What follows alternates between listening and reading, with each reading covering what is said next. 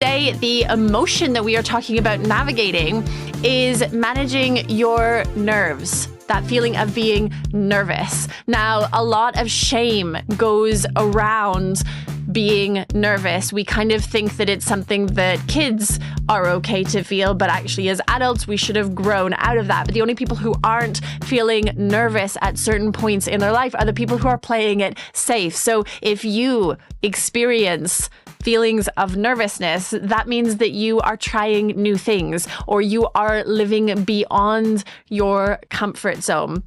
Now, you could be feeling nervousness in day-to-day things, but still be living outside of your comfort zone, or you could be experiencing nervousness when you are going out there and chasing after new opportunities, maybe in a job interview or going out on a date or pushing the boundaries in some other way that is manifesting itself in feelings of nervousness. What I want you to know is that there are some really tangible tools that you can use to navigate those nervous feelings. Notice I'm not saying eliminate nervous feelings, because actually our body gives us those feelings of nervousness, those butterflies in our stomach, the dry mouth, whatever it is, because it's trying to survive in what it sees as a threatening situation. So if we are going out there and living life to the fullest and taking on new opportunities, there are potentially always going to be times when we are dealing with nervousness or a lack of self-confidence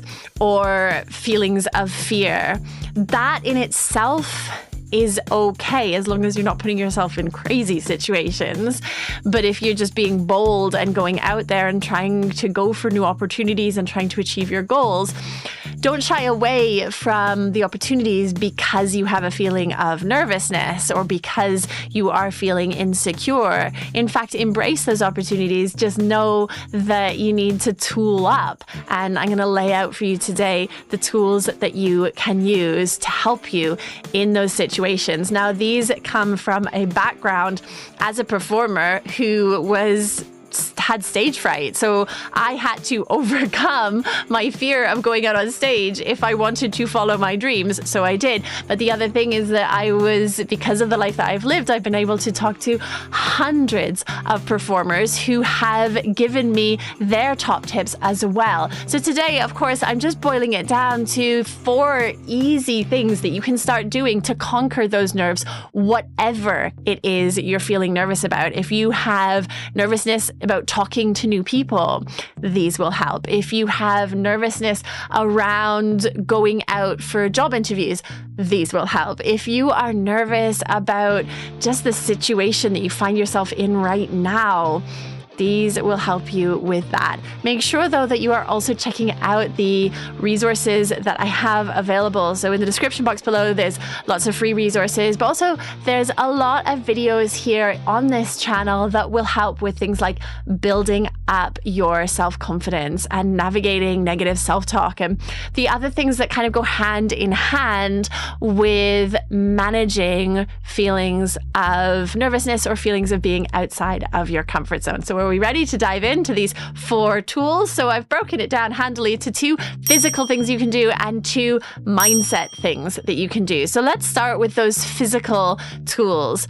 There is one very simple trick that will help you in any moment of nervousness, as long as you remember to do it. So the best advice I have here is start practicing it when you're not feeling nervous so that it's available to you when you are. And that is simply to drop your weight down.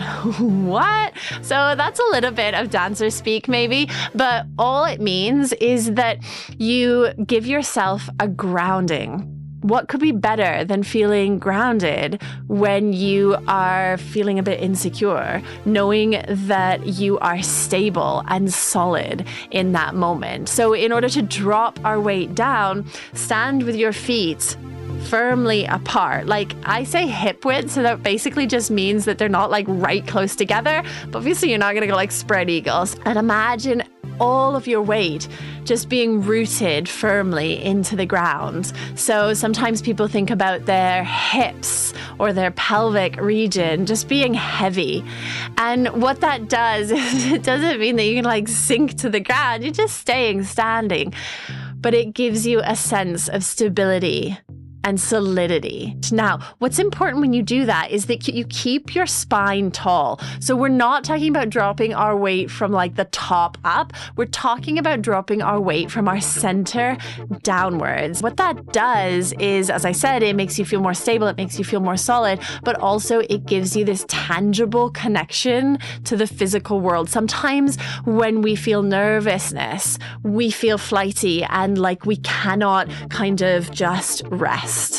So dropping your weight down is going to give you a really clear counter reaction to that very normal feeling when things are getting a bit nerve-wracking or when you feel insecure. The next physical thing that is very, very useful, another tool to have up your sleeve, and this is something that you're going to want to do, if you're just heading into a situation that you know is going to be nerve-wracking, like going into a job interview or like going out on a date or whatever it might be for you. And there are lots of breathing exercises that you can do, okay? So I'm not going to pretend that this is the only thing. There are a load of breath work exercises that will help you to calm those nerves, as well as a million other things, because breathwork is amazing. But the one I want to give you today is just really easy because it's very visual and it's something that you can pull out. And all you do is you just take your finger like this and you imagine that your finger is a candle, like a birthday cake candle, not like a big like tea light, okay? And you imagine the flame coming out of your finger and you're gonna blow on that flame, but not enough to blow it out, just enough to make it waver. And so you just take that lovely controlled breath and you breathe over the top of your finger. And you just imagine that that flame is just wavering in response to the breath coming out of your mouth. All that does is it controls your breathing. It attaches you to something very clearly visual, which will give you a moment of respite from whatever thoughts are going on in your head. And it just brings you back to center. So try that, a few breaths, just blowing not out, but blowing to that birthday candle finger.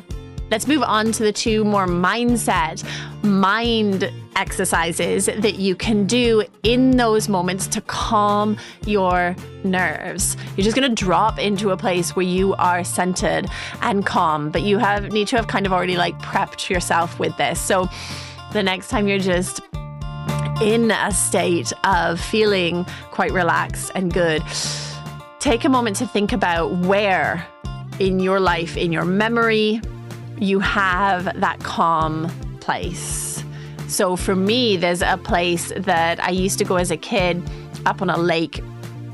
And when I want to be my most calm, especially when I'm fighting with external things that are making my nerves rise, and I just want to drop down into my sense of calm, I can visualize that place and visualize the water on the lake and visualize the heat of the sun on my face.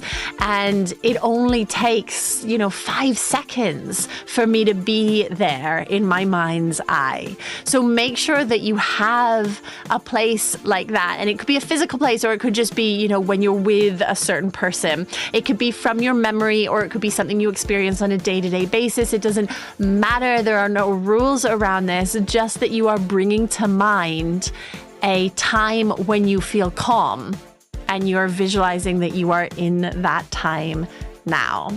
So you're just essentially tricking yourself in the kindest of ways to change your body chemistry, making yourself believe that you are in that calm place now. Obviously, it's a great thing to do if you can just shut your eyes and take a few breaths in that place and really soak it in. Think of all 5 of your senses. So what can you feel? What can you taste? What can you hear? What can you touch? What can you smell in that calm environment that you are bringing yourself to in your mind's eye? Instantly, you will feel a sense of calm come over you because you have prepped yourself for that. That is your cue. So to practice that, make sure you're doing that visualization exercise before actually entering into the high pressure situation or that situation where you anticipate you are going to feel nervous. The final tool that is going to help you when you are in periods of feeling nervous, especially if you're heading into like a high pressure situation, is to say what it is that you're fearing. So whether you say it out loud or you say it in your head, by saying, I'm nervous because, or I think that this is going to happen, or I'm afraid of this. Give language to the feeling. By doing that, by really zeroing in on what it is you're feeling and putting words to it, two things happen. One, we're able to just distance ourselves from it because it's no longer just like rattling around in our brain. It's suddenly a sentence. And even better, if you can write down that sentence, you just take one further step away from it. But the other thing that happens when we give it language, when we say what it is that we can then, on a logical level, look at that fear or that thing that we're nervous about. And we can take some objectivity and go, okay, well, is this actually something I need to be nervous about right now? Or is this actually realistically something that could happen? One of the things that our nervousness comes from is, as I said right at the beginning, a sense of our body wanting us to survive. So there's like a protection thing that happens. But usually when we're going into a nerve-wracking situation, like a job interview, for example, our survival isn't really being called into question, even if our body is protecting us as though it is. So by putting it into words and by being able to really formulate and see the parameters of what that fear is, often we can see that maybe we don't need to be so worried and so scared. Now, I know that is easier said than done, but if you attempt these 4 strategies when you are feeling nervous, you will get to a place of being more grounded and more calm. And when you do that, then you are able to enter into that situation where you are outside of your comfort zone and still bring your best self forward. And really, that's what this is all about.